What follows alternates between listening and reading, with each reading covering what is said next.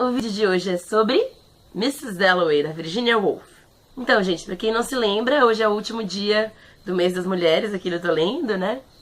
Todo mês de março foi dedicado a autoras, então só livros escritos por mulheres, muitas vezes sobre mulheres. E eu fiquei pensando bastante em qual seria o último livro, né, pra fechar aí com chave de ouro. Eu tinha escolhido um, porque eu queria realmente ler autoras muito variadas, né, nesse mês. Então, eu li um pouco de Agatha Christie, li um pouco da Sylvia Plath, li um pouco da Marie Curie. Então eu queria realmente variar bastante aí os tipos de autoras, né? E o último tipo de autora que tinha pensado era uma autora de fantasia, porque é um dos meus gêneros favoritos. Só que no fim das contas eu não consegui terminar o livro a tempo, por motivos de... E é um livro muito incrível, assim, eu tô amando esse livro aqui, que eu espero mostrar pra vocês na semana que vem. E eu não queria ler ele com tanta pressa, assim, né? Não queria afobar a leitura. Então eu acabei passando outro livro na frente dele, né? Dei uma pausadinha aí de 2 dias pra terminar o outro livro e depois voltar pra ele. Já voltamos, já nos reconciliamos, estamos bem. Tá? Então eu acabei passando Mrs. Dalloway na frente dele, na esperança de que, por ser um livro super fininho, eu fosse ler em um dia e... ok, né? Estaria tudo bem, porque, enfim, ia poder voltar para outro livro. E ainda por cima ia ler Virginia Woolf, que era uma das coisas que eu queria nesse mês. Só li coisas teóricas dela, né? Livros de não ficção, então é muito material que ela escreve para mulheres. Assim, ela é uma autora fantástica para não ficção. Eu sou completamente apaixonada por aquele Um Teto Todo Seu. Então, assim, eu sentia que precisava ler a ficção dela nesse momento. Gente, como eu tava enganada sobre esse livro. Ele, apesar de ser muito curtinho, né? Essa edição aqui tem 146 páginas, inclusive com notas, com uma introdução gigante e tal.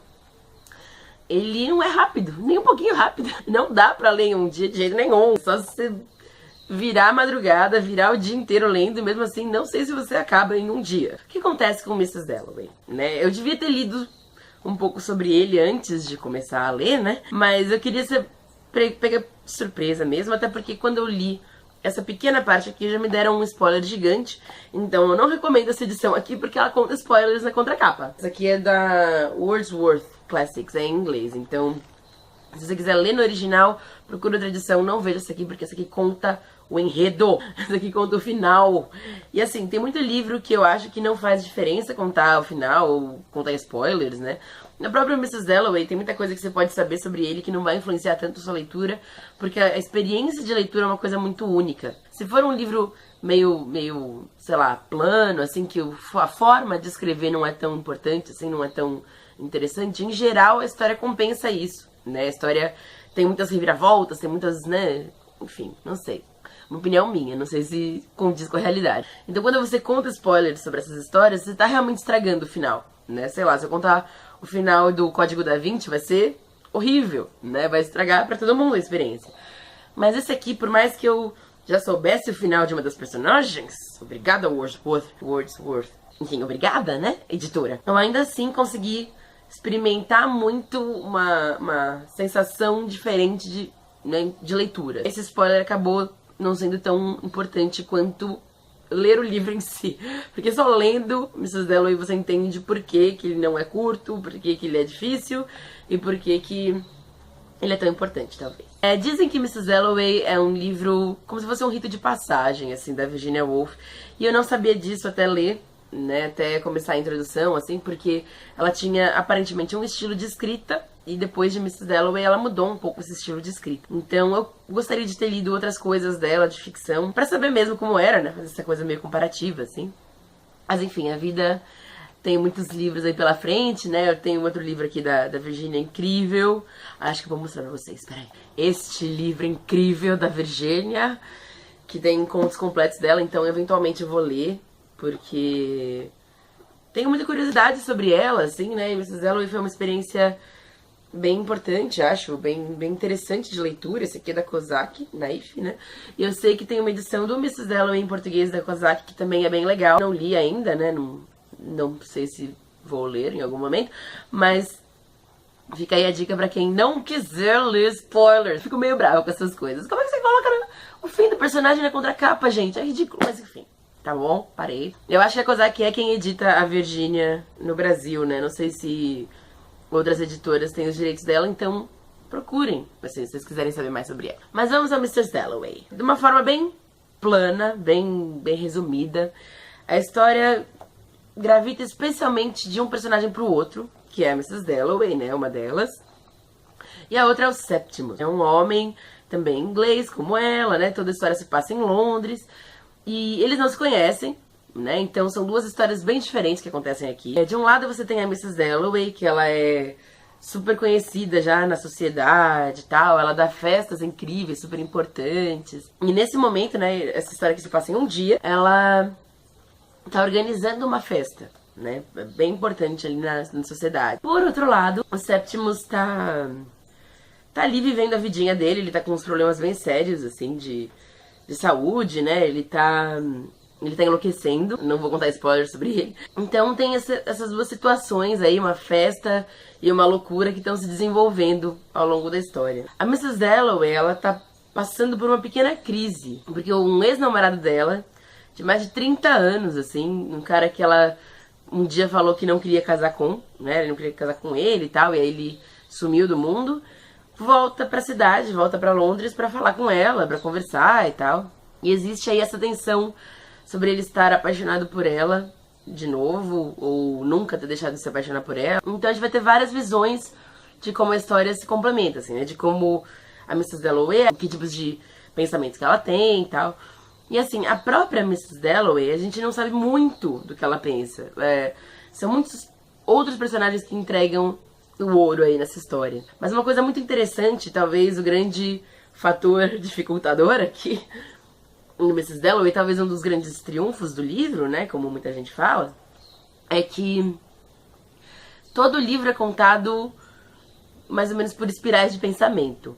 Você tem a Mrs. Dalloway pensando enquanto ela anda por Londres, ela fica olhando a beleza da cidade o tempo todo, ela se encanta com aquela cidade, mesmo tendo morado lá há vários anos. Aí você tem a visão do Peter, né, que é o ex-namorado da Mrs. Dalloway, falando sobre ela, pensando sobre ela. Você vê... Enfim, não quero contar muitos spoilers, realmente, mas todos os personagens entregam um pouquinho o ouro sobre quem a Mrs. Dalloway é. A gente vai ao longo do livro entendendo por que ela faz certas escolhas, porque ela parece tão durona às vezes. Mas é importante dizer, e isso talvez seja o mais importante, que esses fluxos de pensamento, eles não são muito bem delimitados. Então, em um parágrafo você tá lendo sobre uma personagem, no outro ela já mudou o ponto de vista e você não entendeu que ela mudou. Ela passa muito rápido ali, porque é um fluxo de pensamento muito rápido, né? A gente vê aqui quantos pensamentos uma pessoa pode ter ao longo de um dia, sabe? Ela vai mudando de ponto de vista, de ângulo e às vezes chega a ser um pouco complicado. Eu achei que era uma dificuldade minha por ter lido em inglês e tal, mas não, muita gente fala que isso é uma característica muito marcante do texto dela, né? Você não saber muito bem onde está pisando. Às vezes você tem que voltar e reler aquele parágrafo para entender realmente quem que tá falando ali, sobre os olhos de quem que você tá vendo. A maior parte do tempo não é difícil entender isso, né? Não é difícil se habituar, e quanto mais você lê o livro, mais você se habitua mais rápido. Mas ainda assim, é complicado, gente. Ela te pega no meio de um pensamento ali. Às vezes você fica bem desnorteado, né? Porque os personagens, eles pensam de formas muito diferentes, naturalmente, né? Mas todos eles com como se todos estivessem num grande torpor mental. Eu gosto muito do Septimus e da mulher dele, né? Por causa disso. Porque eles estão numa situação ali que é muito fora, né, da normalidade. Mas o fluxo de pensamento deles talvez sejam os mais lineares, os mais inteligíveis. O Peter é outro personagem assim, você sabe onde você tá pisando com ele. Ele não tem segredos, né? Ele tá realmente combinando toda aquela história ali. Eu acho que ele amarra muito bem quem é a Mrs. Dalloway, né? Ele conta pra gente segredos dela que ela não estaria pensando a respeito, talvez, né, naquele dia. Mas tudo passa pela cabeça dele, né? Quando ele volta e quando ele pensa em reencontrar ela e ver como ela tá estabelecida na vida dela. E principalmente ele gostava muito de criticar a Mrs. Dalloway. Eu não sabia, na verdade, muito bem como responder e ele sempre apurrinhando ela. Então a gente vê muito esse tom de crítica também no pensamento dele. É muito, muito interessante. É um livro difícil, não vou mentir.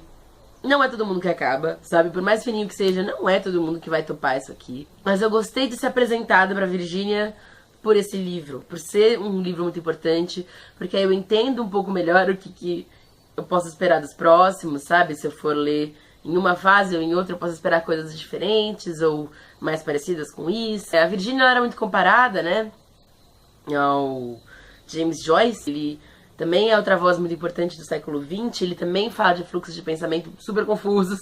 Falam, né, que um bebeu da técnica do outro, né, existe toda essa birrinha sobre quem era mais importante. Enfim, eu não acho que isso seja muito relevante. Eu prefiro comparar, se for pra comparar, e não acho que seja o caso também, com outra autora que se inspirou muito na Virginia, e que até a gente já falou aqui no canal, que é a Sylvia Plath. Ela fala que a Virginia tornou os livros dela, né, possíveis.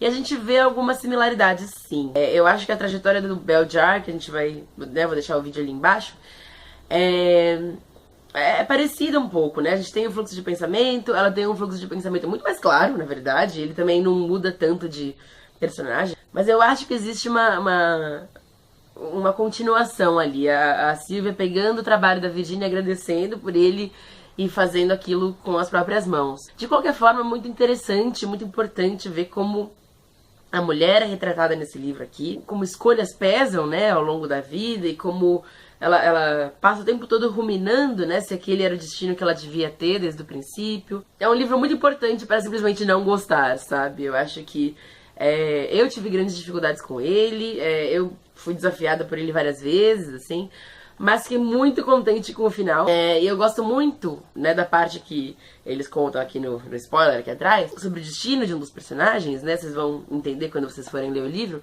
porque eu acho que é uma das cenas mais bonitas que tem nesse livro. A Virginia, ela sabe enredar o leitor numa teia meio desconfortável, eu acho. Ela coloca você ali numa posição muito desconfortável o tempo todo, mas ao mesmo tempo você quer avançar naquilo, você quer entender aquilo melhor. Eu vou deixar aqui embaixo vídeos de algumas leituras do Mrs. Dalloway que outras pessoas fizeram.